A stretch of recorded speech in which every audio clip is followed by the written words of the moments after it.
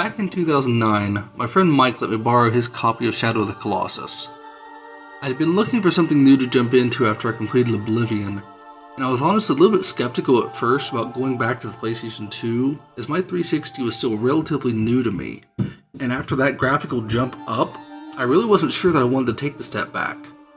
But Mike insisted that I just had to give this game a try.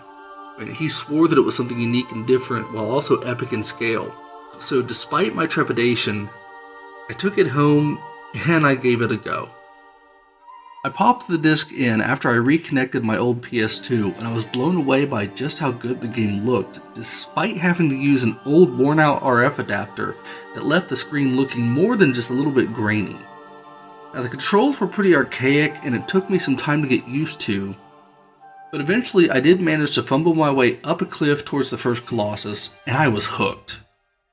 This game was breathtaking, and once I came to understand the concept of only having to fight bosses and really no other enemies, I found myself completely immersed in this forbidden world. But after a while, I just put it down. Now, don't get me wrong, I had been enjoying this game immensely, but as I played it, I just kept feeling more and more depressed. I didn't like what I was doing. I felt bad. At this time in my life, I was going through a deep depression, so I wasn't really able to cope with playing a game that made me feel bad every time I tried to progress. So eventually, I ended up putting it back in its case and ended up returning it. I felt really torn because I'd never had an issue with being the bad guy in a video game. I played Grand Theft Auto games and always got a kick out of going on killing sprees in the game just so I could see what I could get away with. Running people over with cars, shooting up police. Somehow this felt different. It felt wrong. And after I put the game down, I just didn't think that I'd ever end up going back into the Forbidden Land and finishing this game. Recently, I've come across a documentary video looking at the works of Team Eco by fellow YouTuber Liam Triforce. Now, he is an amazing content creator whose videos I cannot recommend enough. And watching him recalling his experience with Shadow of the Colossus convinced me that I should just give it another go. And I decided that to keep myself from putting the controller down again, I would instead write about my experience with the game as I'm playing it. After all, I'm not a game reviewer. I don't have any firm rating system or anything like that, or any qualifications really. I'm just a guy who grew up with a deep love of video games, and I really love getting to share my experience and my love of gaming with others. I'm the Unhinged Gamer, and this is my return to the Forbidden Lands as I wander in the Shadow of the Colossus. See what I did there?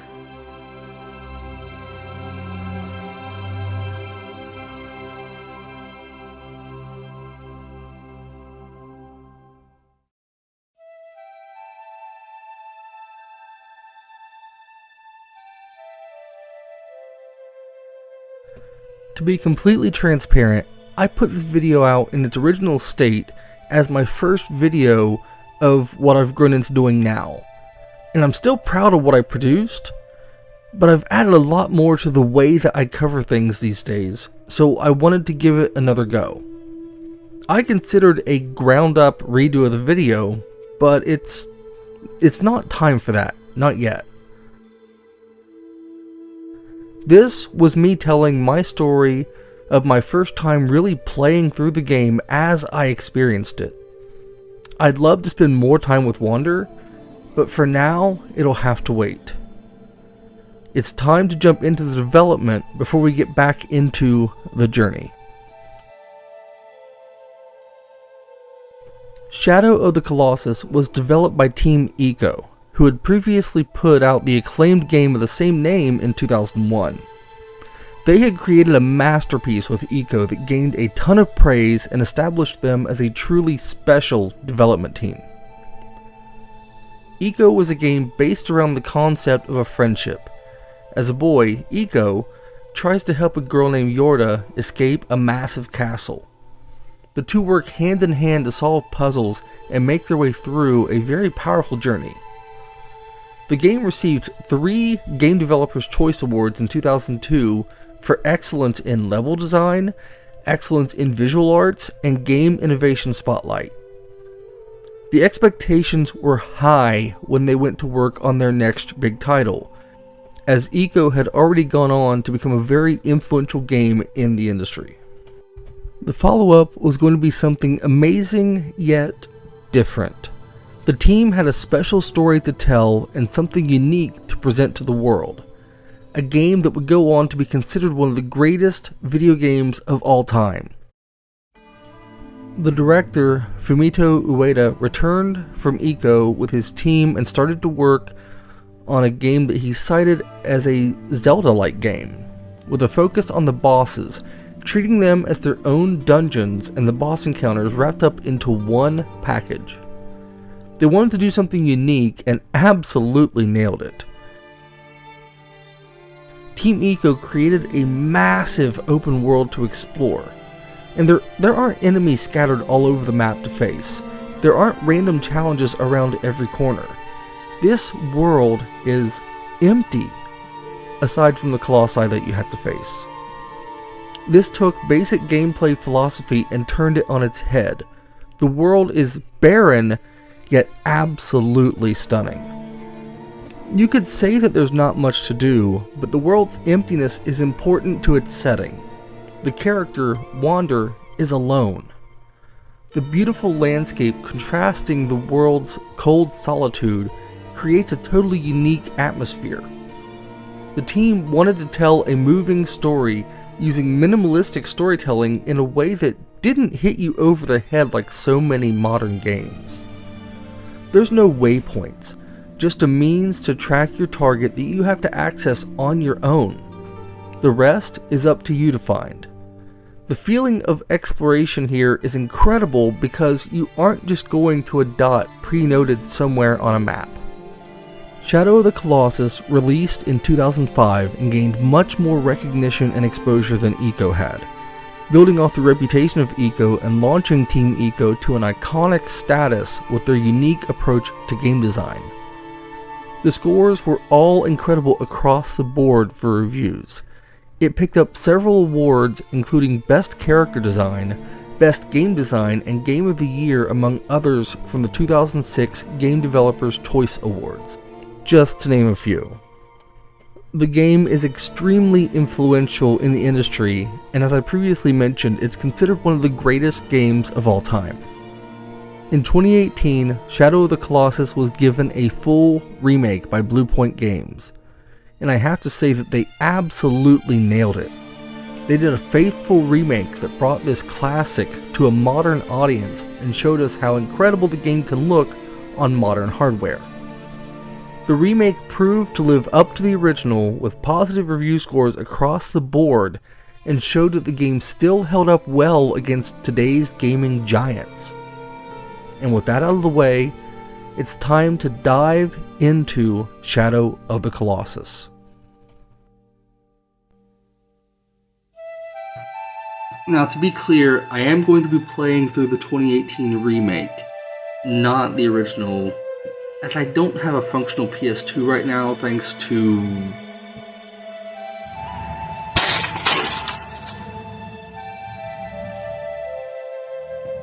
reasons.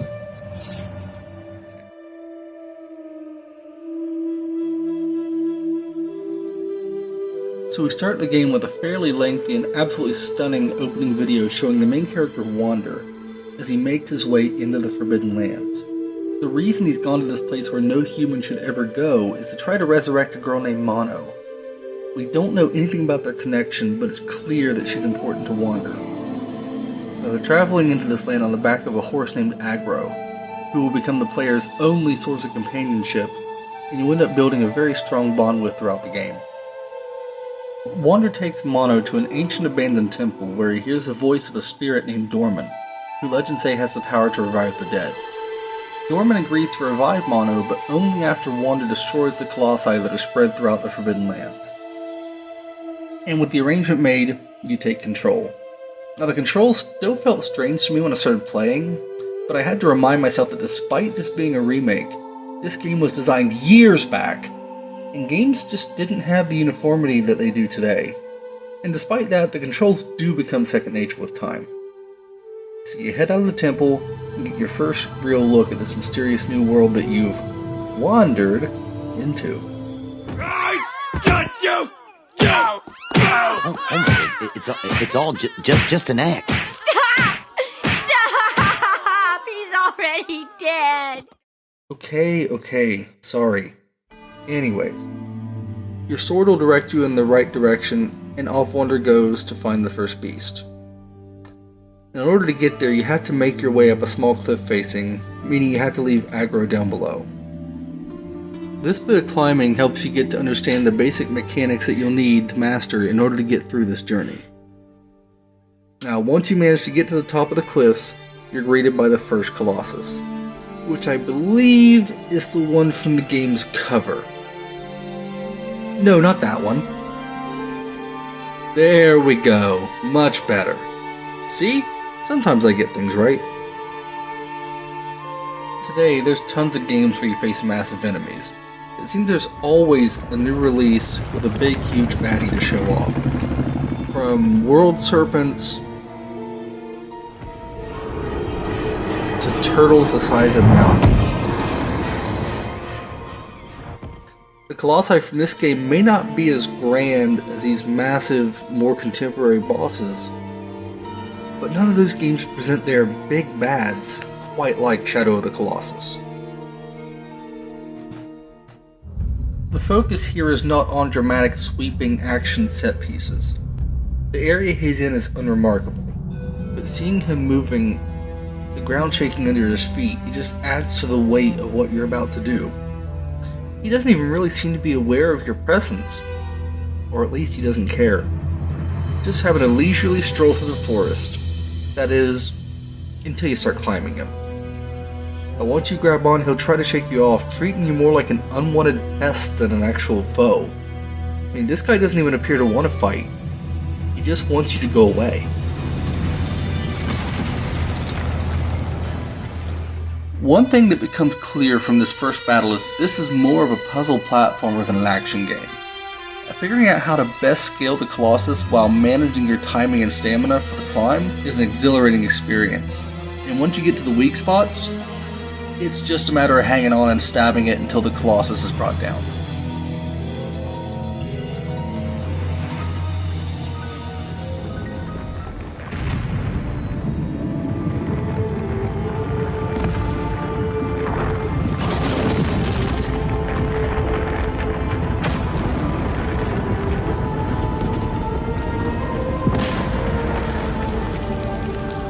But after it falls, shadowy tendrils emerge, some dark essence coming from the creature to chase Wonder down. When I first experienced this years ago, I tried to escape just to realize that it was pointless, and I wondered if I'd done something wrong. But moments later the game loaded, and I was laying back in the temple with a dark figure standing over me.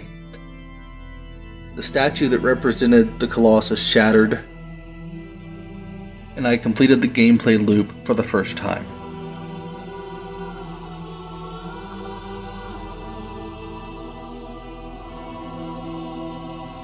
After giving you a vague description of the next Colossus and its location, Dorman sends you out to take it down. And when I first played the game, I was a little bit put off by the voice, speaking in a language I didn't understand and having to read the captions just to know what was going on. It wasn't until this time through and getting wrapped up in this world that I came to appreciate the way the language added to the immersion. This world exists. The people have their society, their own language, and I get to experience it through their eyes. Now back then, and probably more today than I'd like to admit, I was a pretty lazy gamer. I had recently completed Oblivion, and after plunging through everything that that game had to offer with its robust world and rich history, as well as other games I was playing at the time like Left 4 Dead, where you're just plowing through hordes of zombies in this dense claustrophobic setting where there's something around every corner,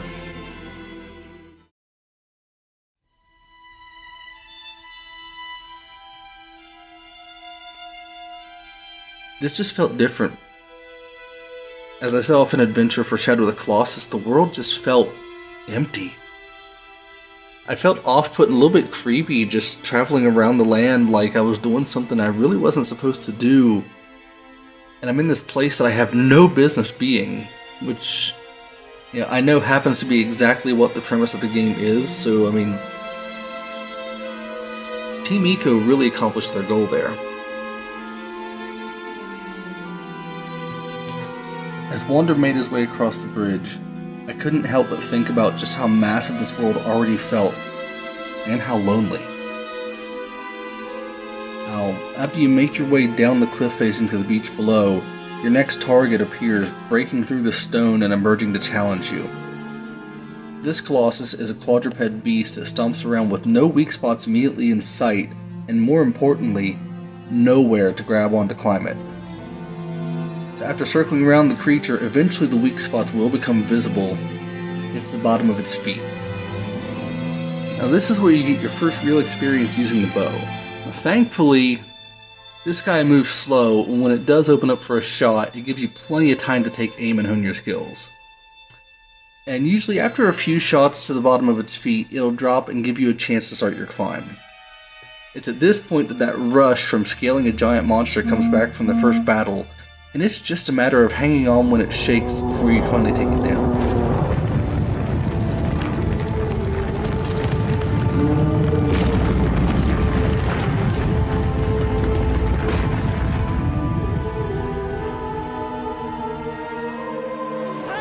And then again, the black tendrils of doom take hold and bring you right back to the temple.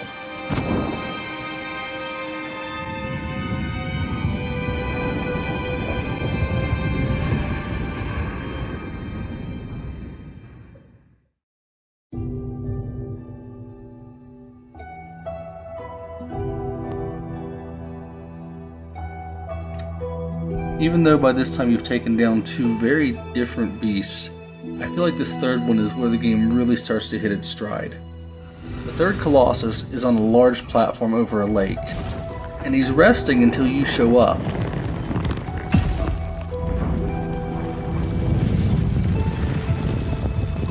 But once he realizes that he's not alone, he becomes hostile, and this is important because, as I stated before, on my first playthrough it ended because I felt like I was a bad person for killing creatures that didn't want to fight. The third Colossus is the one that really helps bring back the feeling of facing a daunting evil monster.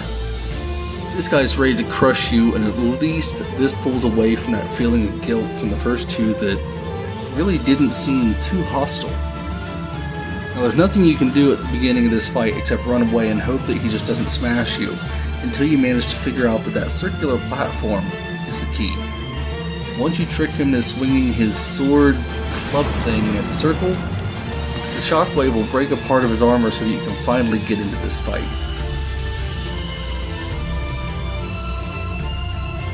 After that, it's just a matter of getting him to hit the soft ground and rushing up while he's trying to pull free. Once you get onto his arm, it's a similar experience as the first, albeit with a much more aggressive Colossus that's trying to shake you off its back.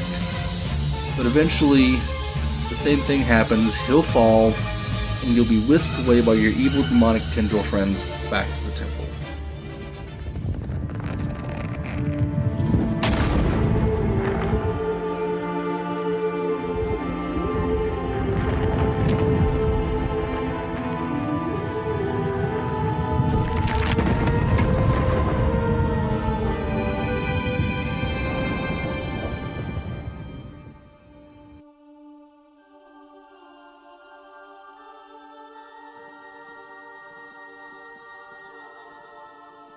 The fourth Colossus was the first one where I really got confused as to what to do.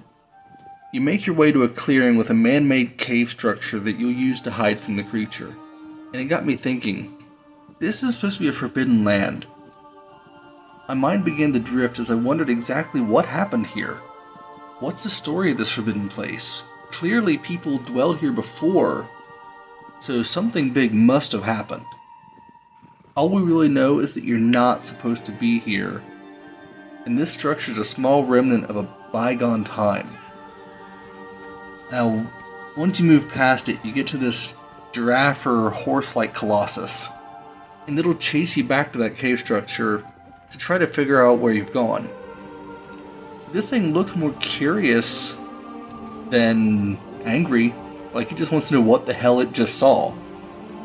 I spent ages coming up the other side and firing arrows at the back of this creature to draw its attention again before I finally realized that if you just leave it alone, it'll become fascinated with figuring out what was going on at the hole you ran into. Now, once I got that sorted, it was just rinse and repeat. Climb up its back, stab the weak spots. And, while this creature can definitely hurt you, it didn't feel like it was moving with any malicious intent. This Colossus was just curious. And how did I repay its curiosity? She saw something new and died. Just like that? Yes!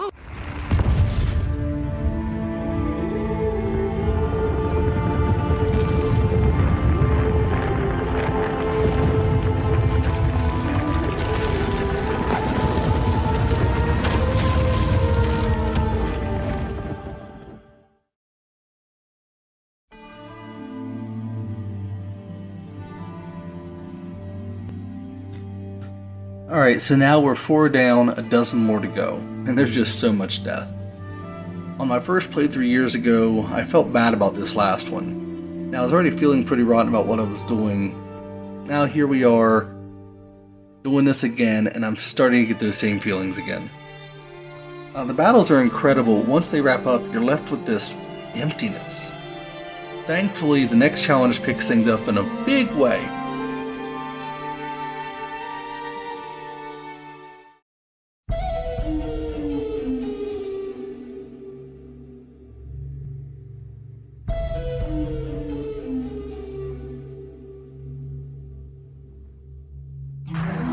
The 5th Colossus sees you heading to another lake.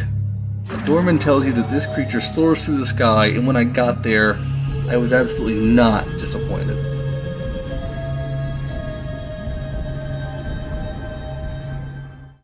This massive bird will swoop down, dive bombing at you as you stand on the platforms in the water. There's a huge rush of adrenaline as you jump up just as it's about to hit you and grab on for dear life as this thing thrashes, desperate to shake Wander off. On this Colossus, there are 3 places that you have to attack, so you have to explore the entire creature as it's going through the air. It's extremely easy to fall off into the water below as it flaps its wings violently to toss you off, and this is a much faster paced battle than any that we've faced yet. Especially when you're hanging on the wing and it goes into a death roll in the air. But, for as much as I really enjoyed this battle, this creature has to go, because I've got to continue my quest to save Mono.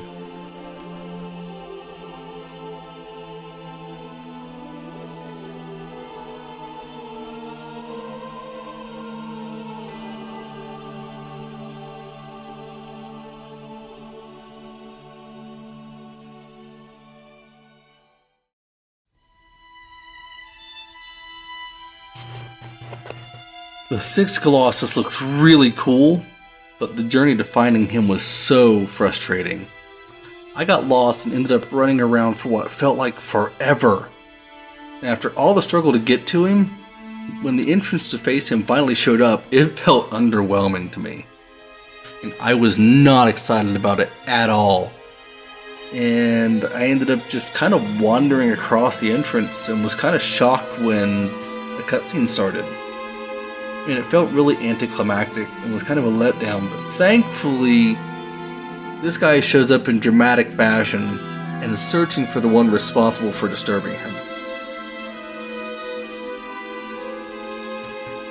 This big bearded bastard is angry and he wants to smash Wander like a bug. This Colossus stalks after you and smashes through the walls as you're trying to scale them to create distance. And it adds a lot of immersion as he just wrecks everything in his path, destroying all the short walls that you're scaling just to try to get away. And when I finally did make it to cover, part of me thought that he was going to smash that down on me too. But after a moment I looked back and saw that he was leaning down trying to look in at me, and I took my chance, running forward and grabbing onto that beard and making the climb. which I admit was a little bit disappointing because after I got that far, it became very similar to the first Colossus. Just climb around, hold on when he shakes, and then stab, stab, stab. And while that did feel a little anticlimactic at that point, I had to plow forward, so I had to cut him down and move on.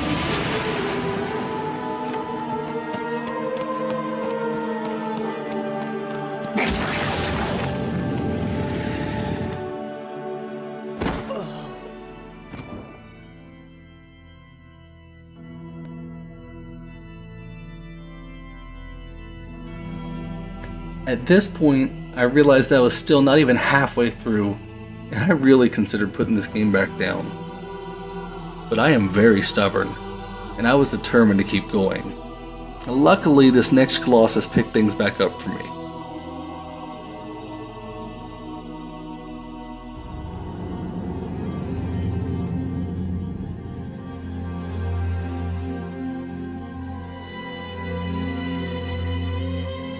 The seventh is a giant eel with electric charges, and you've got to swim down into the lake and draw this guy out. It was quite a bit of a challenge compared to the last one, with it dragging you under the waves and putting a lot of extra stress on your stamina. I struggled quite a bit to grasp this eel, but the darker setting here and the flashes of electric around it just had me excited, so even though I was getting a little frustrated, the atmosphere just kept me wanting to push through. And after a little bit of struggle, I did manage to get through him, and the only frustration I had was that I just couldn't hold on the entire time, so eventually you have to release, leading to this loop of stabbing, getting his attention, and then trying to grab on again to stab again. And this very well could just be that I'm not that great at the game, or that could be the mechanics, so I can't really fault it there. But eventually this guy went down, and I moved on, getting closer to the midway point of this game, because this time I was going to do it.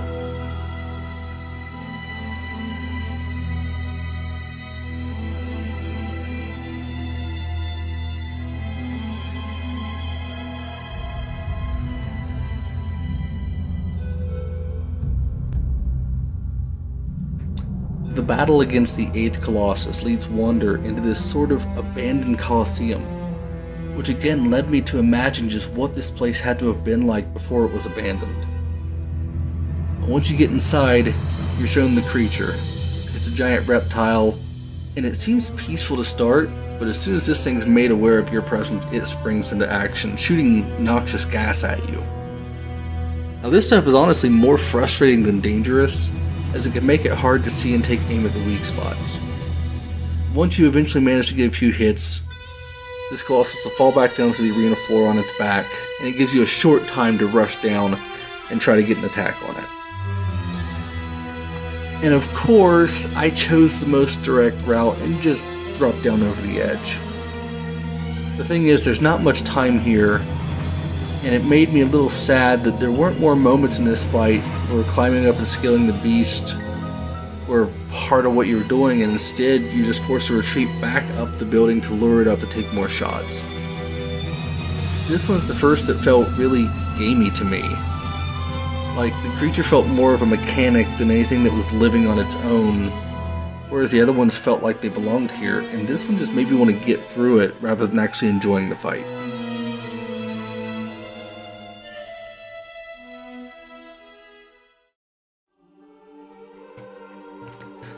At this point, I was really eager to move on to something new, and I'd convinced myself that the game had to start picking up from here. The last few kind of created this lull, and I honestly ended up taking about a week off from playing the game just to refresh myself before coming back to it. So then after a week, I come in refreshed, and I'm ready to jump back in and tackle number 9. 9. You shall protect the future.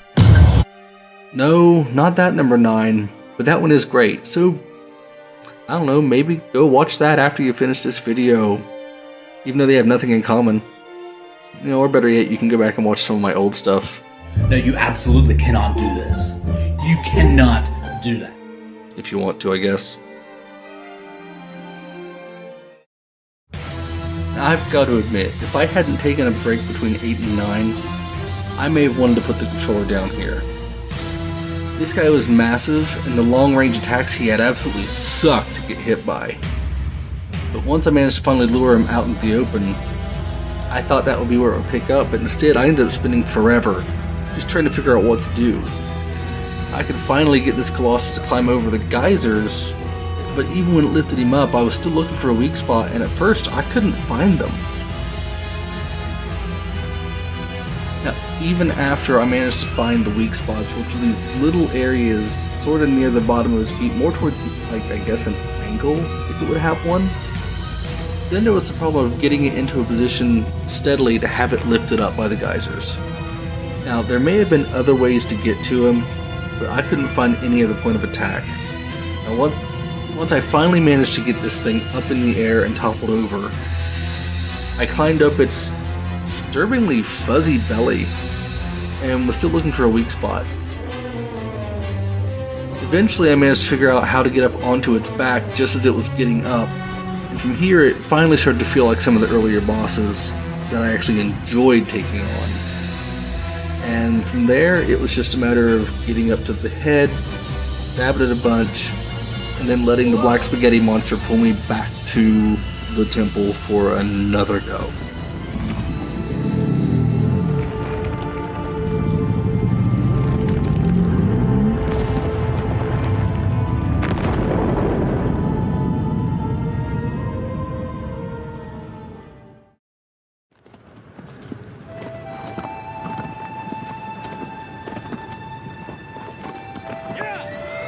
So despite there only being 16 Colossus to face, only now that I was at number 10 did I really feel like I'd reached the halfway point. And this is where my entire experience was tossed on its head.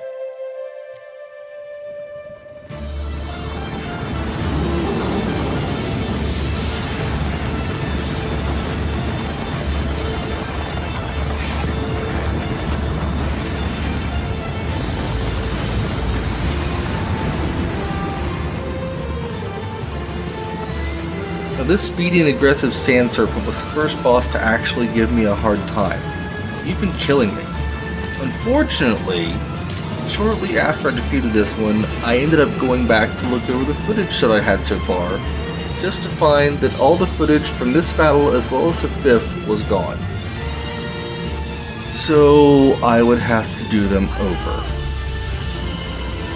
At this point, I really was just ready to quit the entire project.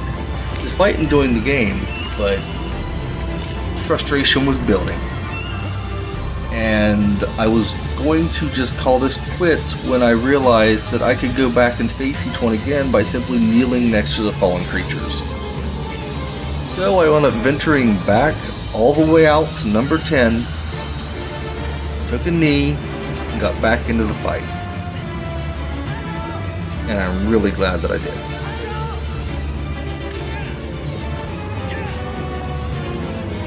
With this serpent, you've got to run out into the sand and draw its attention, at which point it'll give chase and try to run you down. Now, I was able to plow through this one with relative ease on the second go, and the horseback archery was a really fun change to the formula, with its fast-paced chase keeping me on my toes. After an intense rebattle, I was ready and reinvigorated to move forward on my way through this journey. But then I took another 5 days away from the game.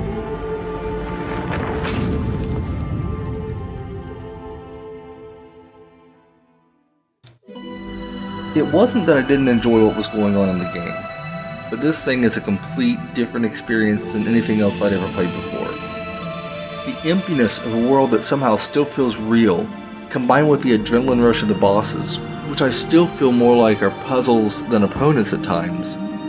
It's just so different, and I mean that in a really good way. Moving forward after another break, I had a big boost of energy and confidence, and I was ready to plunge back into the game. And then I met this evil bastard. Now right off the bat, I realized that I'm out of my element. There was no lumbering beast this time, and I did not have aggro to help me. As soon as this little hellspawn jumped down, I scrambled and ran up to safety on top of a pillar. And then he plows into it, and I see a torch fall. Aha, I thought to myself, before jumping down to realize that I didn't know what button to press to pick it up. And of course, then this guy hits me, and I get knocked into a death loop, knocked down, able to get up just to be hit again. I finally managed to get up, grab the torch, and I'm struggling to scare this thing back, but things didn't end up going my way, and I actually ended up rage quitting and throwing the controller down before stewing in my own failure for about 45 minutes or so.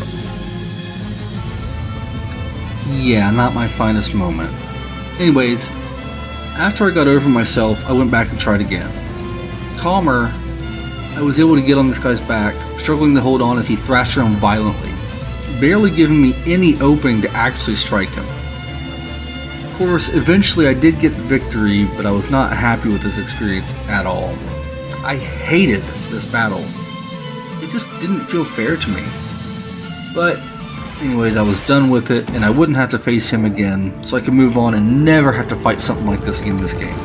Right? Right?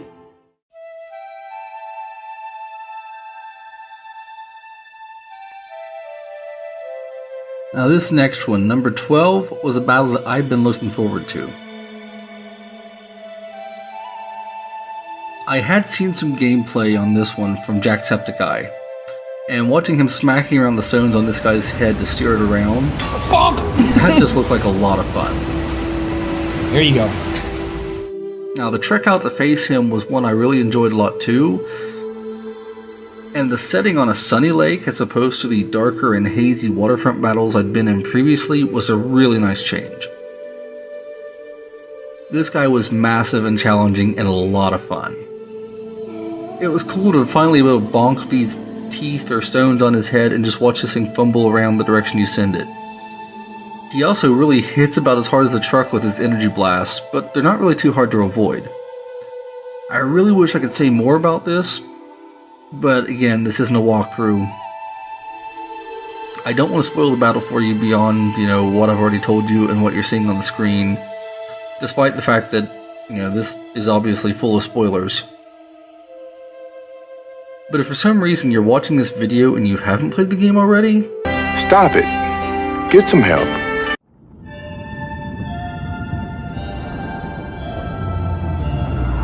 after you slay this big guy, things start to change. And it lets you know that the game is really starting to enter the home stretch now.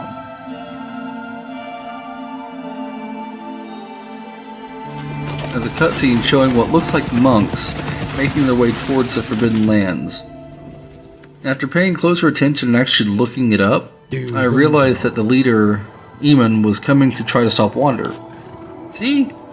I told you it's a bad idea, now I've got monks mad at me. Anyways though, I've got to keep going. I've done way too much killing to stop now. I forgot how much I love to murder! I love it! Dorman wants Wander to hurry up with the killing and sends us on our way south to face unlucky number 13. This guy was another shining gem of a battle. He plows up through the desert sand, and in order to get an attack, you've got to shoot his, airbags? Lungs? Anyways, whatever they are, you've got to literally take the wind out of its sails, and then rush alongside it on the back of aggro and leap up. The one frustrating thing here about this battle is after you take out one of the 3 weak spots on this flying tapeworm, you've got to then wait on it to go back down and come back up again. So basically there is no getting this all in one go. Fortunately, the gameplay loop here is a lot of fun, and I felt a lot of satisfaction when I finally managed to get to the top and deliver that killing blow. This is probably the most cinematic battle so far, and is one of my favorites, right up there with the bird from earlier. But there's only 3 more to go. I was nearly at the end of my journey.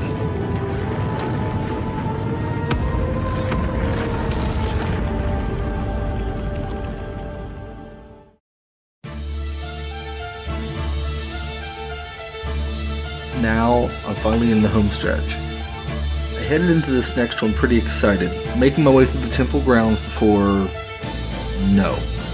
No, no, no, no, no! Another one of these evil little bastards came out to fight. Thankfully, I didn't have to get in close to the torch this time. It would be different, I'm sure. Well, until it wasn't. I made my way through the battle, being chased by this thing that had no weakness to speak of. Running along the platforms and climbing pillars was actually a lot of fun and helped make this one of the more dynamic encounters in the game. At one point, I ended up messing up and getting blasted by it, falling into another Deathloop animation. Thankfully though, this time I managed to get through and bring down the house on this pint-sized Colossus. Problem was, now I was trapped with it on the ground and ended up being locked into another Deathloop, and being killed again. On my second attempt, I was a lot more determined, managing to get back through on top this time and getting on this guy. Once I did, there was no letting go. I took this guy down and decided there and then that if I had to face another one of these tiny monsters or do this one more time, this video would not be happening because I just really do not enjoy these little guys for a fight. But thankfully, I took it down and was able to move on. 2 more to go. Full disclosure, I forgot to record this battle and ended up having to go back after beating the entire game just to do this one again. So please leave a like, if only out of pity for me. Please? As I set out for the 15th Colossus, I felt a sadness, but it wasn't the same as the first time I tried to play this game. I mean, I was sad about killing all the creatures, well, except for the 2 tiny bundles of joy, of course. Those things had it coming to them. Anyways, I realized I was nearly done with the footage capture, and I was nearly done with my journey. I headed up the relatively short trek to find a Colossus that reminded me of the first one to fall, bringing my mind back to the start of this thing, but I didn't get to stay in a nostalgic mindset for very long.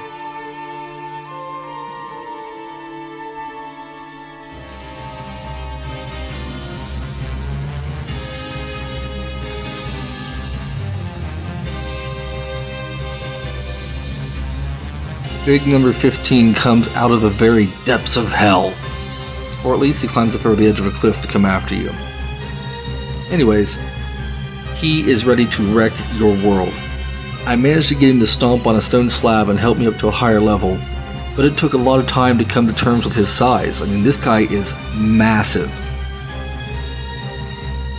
After you reach the top of the wall, you can get him to knock down a bridge and finally give yourself an opening to jump on. I managed to stab him in the head a few times, and then I ran around on the ground before realizing that the killing blow meant I had to go after his hand. Now when this guy fell, a sinking feeling washed over me. There's only one left to go, and I knew it had to be an epic battle.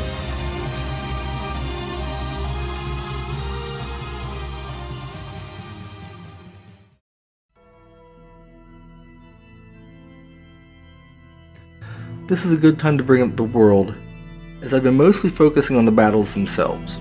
When I first played this game, the battles were really the entire focus of my experience. But now with the remake, this world is just incredible.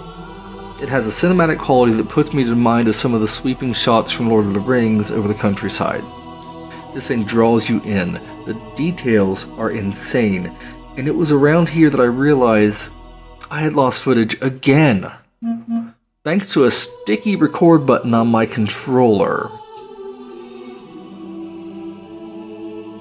I had to go back and face a few of them again.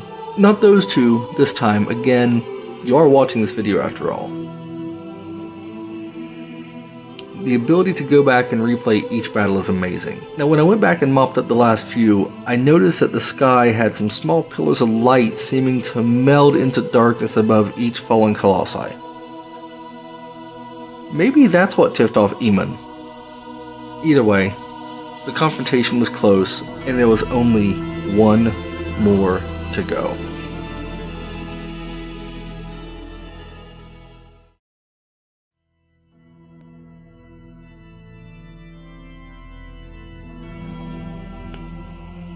The final battle sends you to the bottom of the map, the deepest into this forbidden world that you'll go. As you move through the only route to get there, you come across a large bridge that begins to collapse as you're crossing. Agro, your friend and only companion in this adventure, sacrifices herself to save Wander, going him to freedom before falling into the depths.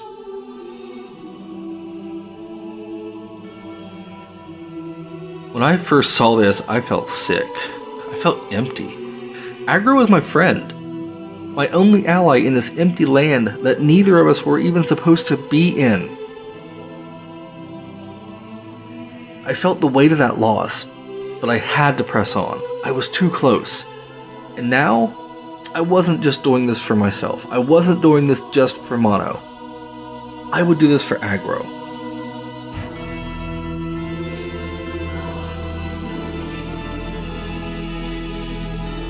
Once you make a climb up the cliffs, you're introduced to the largest and most dangerous of all the Colossi, number 16.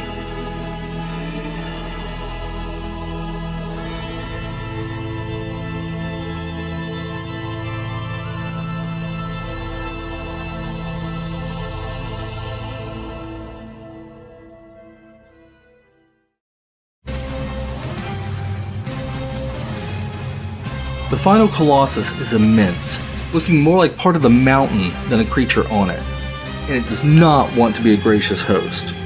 He starts hurling fireballs at you and forcing you to run for cover. There is no dodging and no dashing forward here. You gotta use the trenches that are conveniently located there to let you sneak closer to this guy. Once I managed to get through the trenches and reach the base, I realized that I had completed only the easiest part of this so far. This is the first time that the camera really seemed to work against me, giving me a lot of bad angles and poor lighting. I fell more times than I care to remember, forced to start over and over and over. There was just so much repetition and I was starting to get really frustrated. But this time I wasn't mad at the game. I was just getting mad at myself because I kept making the same mistakes. Because this whole scene is exhilarating. Eventually, once I got towards the top, I managed to make the tricky jumps up over his arms and fire an arrow into the shoulder of this massive creature. That finally gave me the opening to scale up onto its head.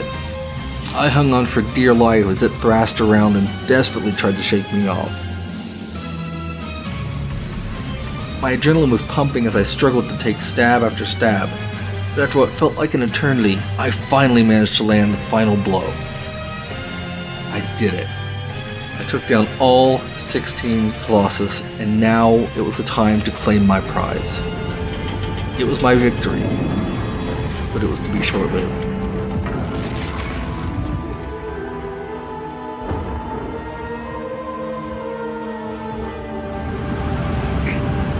The victory music when you take the Colossus down in this game doesn't feel like your ordinary victory tune. There's no celebration here. In all 16 instances, it's a melancholic tune that feels like it's trying to smile through its sadness. Shadow of the Colossus doesn't want you to feel like a victor who's beating an incredible game. And it is an incredible game. But it wants you to feel the weight of your actions. Now that you've beaten them all, now that you've killed everything, you return back to the temple for a cutscene. The priests are there now, and in horror at what you've done.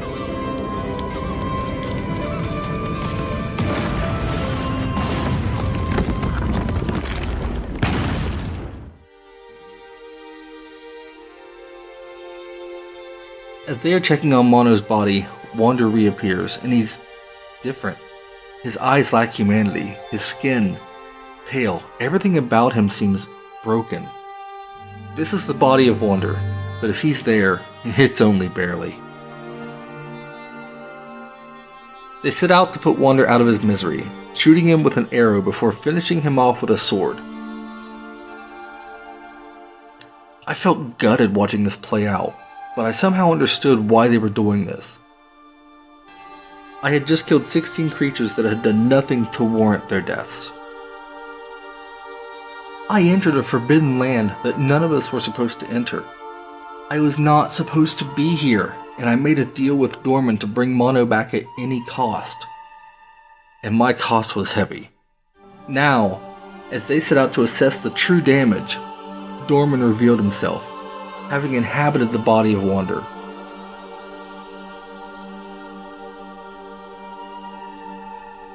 The body transforms into a massive, shadowy Colossus, and the priests flee.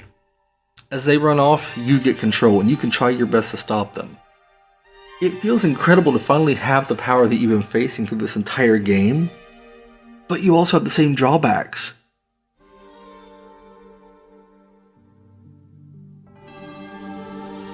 It feels like trying to sift through quicksand just trying to navigate, allowing them to get away and run to safety.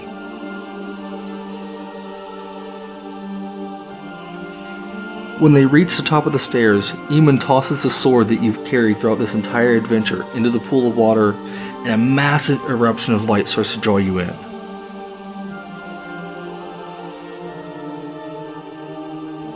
Dorman thrashes and screams, but is taken into the light and sealed.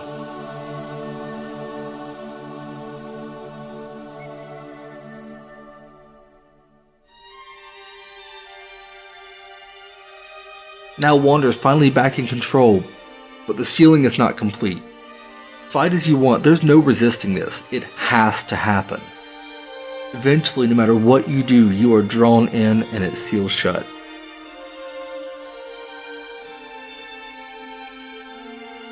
The priests are retreating as the long bridge to the Forbidden Land crumbles behind them, barely escaping. After this, the game goes back to Mono as she wakes up. The deal has been fulfilled. I can only imagine the shock. Dying, then waking up in a place you've never seen before with no idea how you've got there.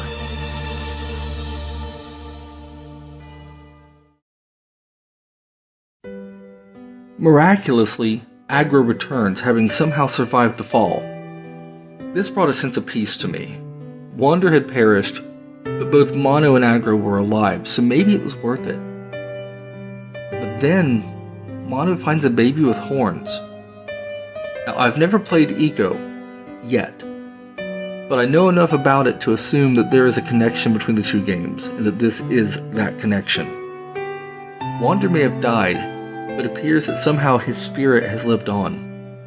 Together, the three make their way out of the temple, leaving you to wonder what happened to them. Now, I like to imagine that they found a happy ending, but after all the sadness that this game brings, I don't know if that'd even be appropriate, but I still hope.